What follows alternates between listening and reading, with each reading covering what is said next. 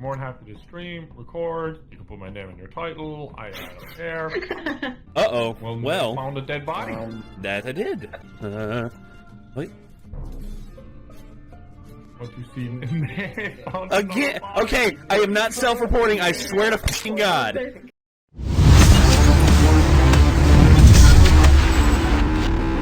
Hello, everyone. It's late.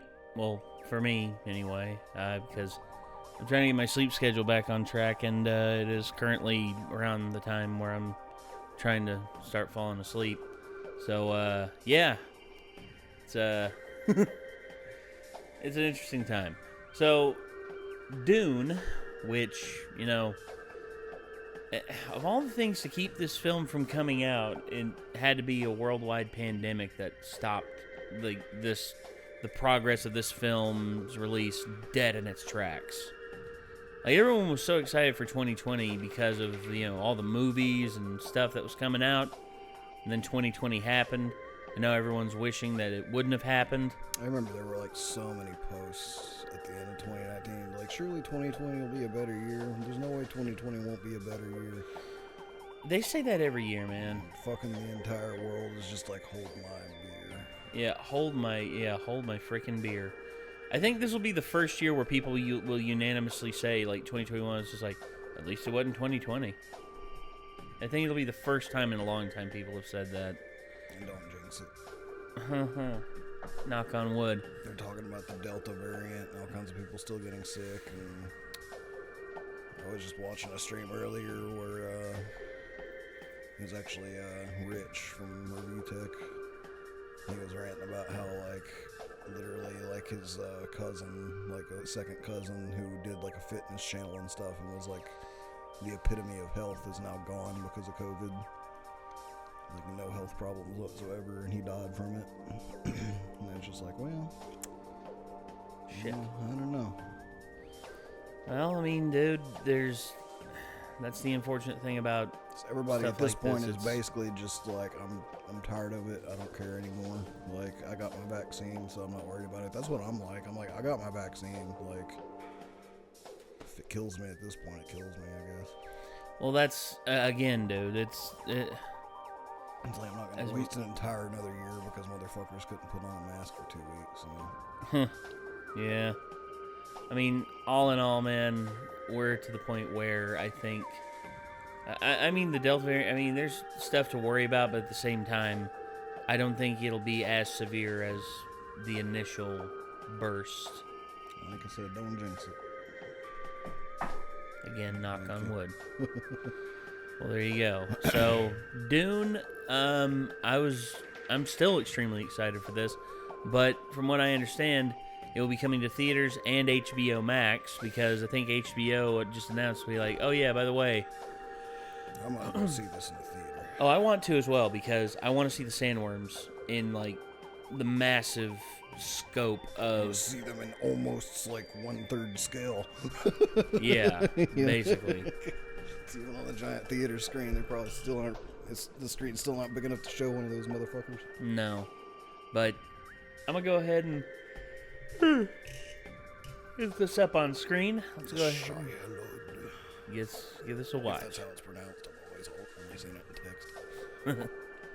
Here we go. This is Dune, the official trailer for HBO Max. Here we go.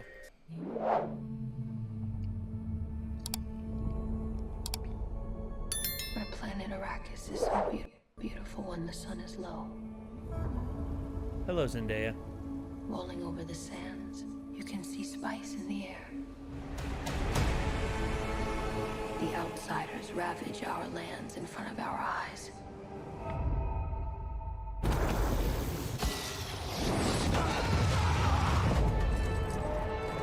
Their cruelty to my people is all I've known. What's to become of our world?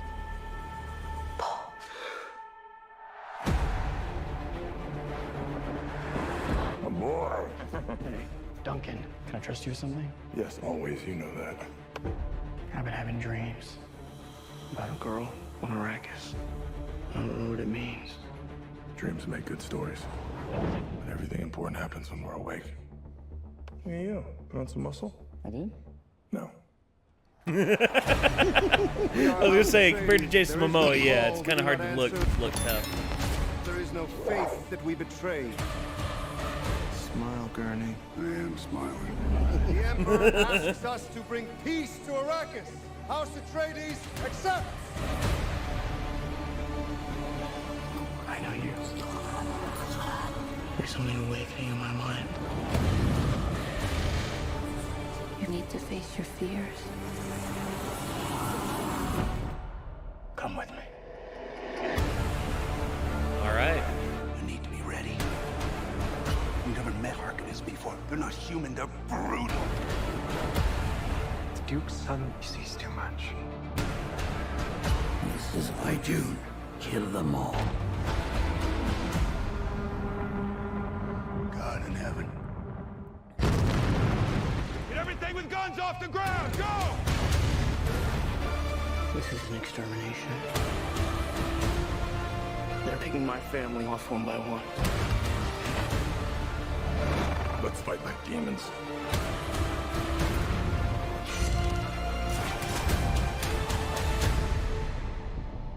Dad, what if I'm not the future of House Atreides? A great man doesn't seek to lead. He's called to it. But if your answer is no, you'll still be the only thing I ever needed you to be. My son. If anything happens, will you protect Paul? With my life.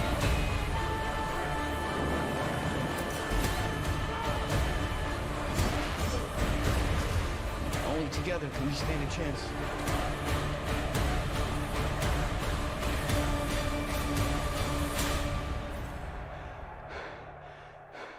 It's time.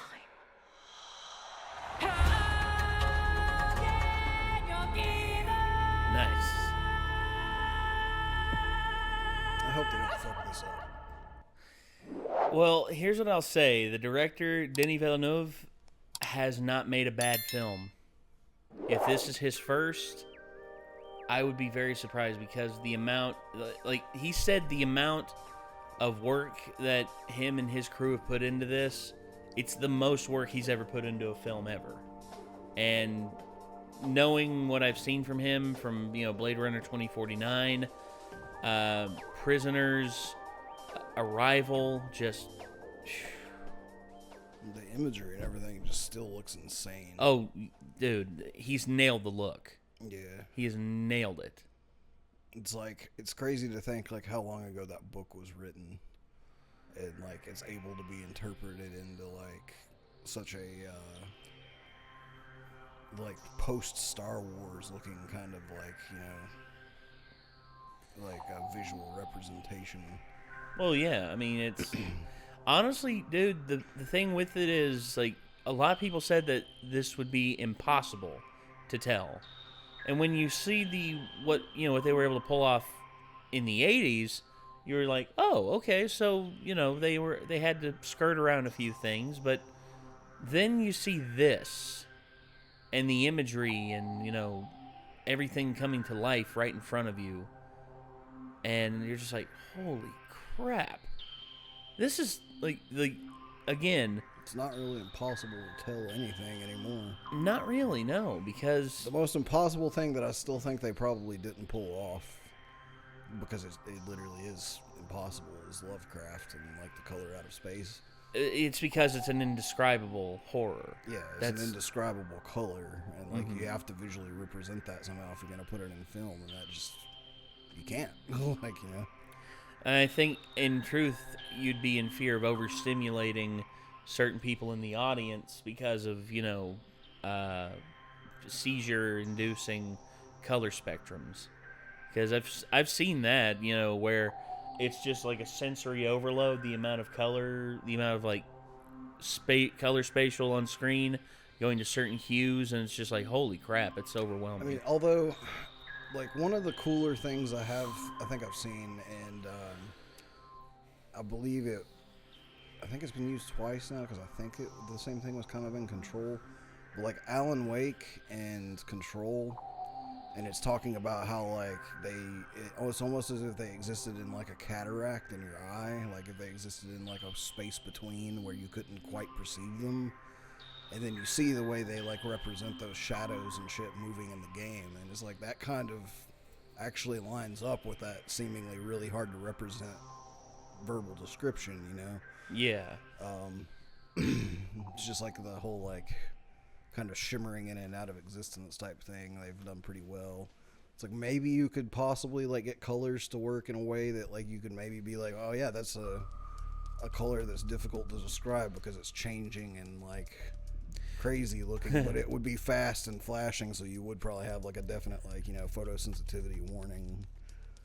I got an idea. Like same concept as that dress thing that everyone argued about online a few years ago. Right, yeah. That, I think that'd be pretty cool. If you could somehow manage to replicate something similar to that. Yeah, because people are like, dude, did you see the blue there? It's like, blue. I saw gold. It was gold. It's like, no, dude, it was blue. No, it was gold. So you would actually have people kind of freaking out like after the movie because they were like, "Oh shit!" Like people saw two different things. Like what? And then they go back and see it again. And they're like, "No, I saw the same thing." And it's like, "But I saw the same thing. We just saw the same movie in the same theater." Like, yeah.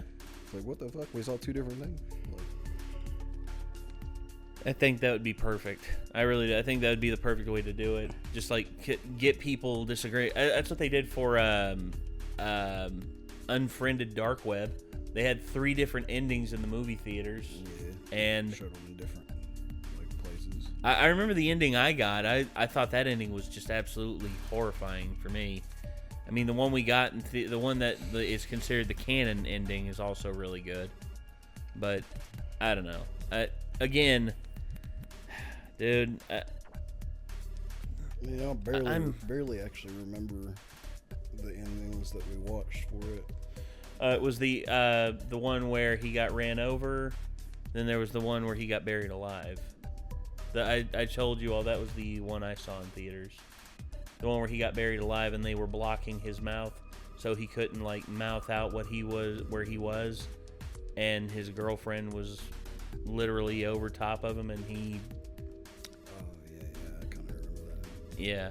Surprisingly, the horror story, I was thinking about this earlier. I was like, man, I've forgotten a lot of these short stories and stuff that I've listened to lately, but there were 2 that definitely stuck with me that were really good. But it's like I have trouble remembering a lot of stuff because I see so much stuff, you know? Mm-hmm. So much stuff. So I'll have to tell you about those 2 that stuck with me later because they're not really on topic for doing it all. That's fair. But I'm excited for this. I know you're excited for this. I know a lot of people out there are very excited for this. Need to watch this in theaters. I think it'll be worth it. So, yeah, I guess until then, everyone, signing off. I'm Nate. I'm Nick. We'll see you, everybody. Peace out.